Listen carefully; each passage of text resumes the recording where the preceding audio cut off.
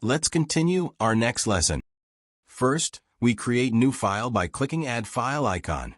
Then name the file HTML, -tag, -elements, -attributes.html. Then we create basic HTML page structure by pressing Shift plus exclamation mark button and press Tab button. We need to change the document title inside the title element. Let's change the text from document to My First Web Page. Then we close the File Explorer by pressing this Explorer icon here. Now we're ready to the next lesson. In this lesson, we will learn about basic HTML tags and elements. As you can see, all text on an HTML page is enclosed by angle brackets. These angle brackets are a crucial part of HTML, as they signify the presence of HTML tags. HTML tags are the fundamental elements of HTML used for defining the structure of the document. These are letters or words enclosed by angle brackets. Less than, name of tag, and greater than. Usually, most of the HTML tags contain an opening and a closing tag. Each tag has a different meaning, and the browser reads the tags and displays the contents enclosed by them accordingly. This P/P is a paragraph tag. Represents a paragraph of text, used to structure text into readable blocks. Let's explore other tags. H1 to H6 tags represent headings of different levels, from most important to least important. H1 is the main heading. H2 is a subheading, and so on, used to create a clear hierarchy within the content. When you enclose any text content within P and /P tags, you are creating a paragraph element in HTML. Similarly, if you enclose any text content within H1 and /H1 tags, it will become a level 1 heading element.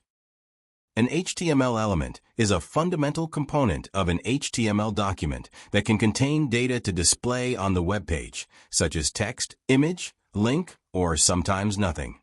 The structure of most HTML elements follows a consistent pattern. It begins with an opening tag, which signifies the start of that particular element. Within the opening tag, you'll find the content, which can include text, images, or even other HTML elements. Finally, the element is closed with a closing tag, which mirrors the opening tag, but includes a / before the tag name. However, there's a special category of HTML elements known as empty or void elements. These elements, unlike elements like P, paragraph, or H1 heading, which have both opening and closing tags, do not require a closing tag. They are self-contained and represent a single, standalone entity within the HTML structure. Some common examples of empty elements include BR inserts a line break within the text. HR inserts a horizontal rule, a line across the page. IMG inserts an image into the page. Input creates an input control for user input, like text fields, checkboxes, radio buttons. Simply, HTML elements are created using the HTML tags. An HTML element is defined by a pair of starting and closing tags having content between them, which defines the content and structure of the web page. Whereas, HTML tags are like keywords and part of HTML elements enclosed in angle brackets. If you see the IMG tag, it's followed by src and alt. This src and alt known as attributes. src specifies the source of the image file. Alt provides alternative text for the image.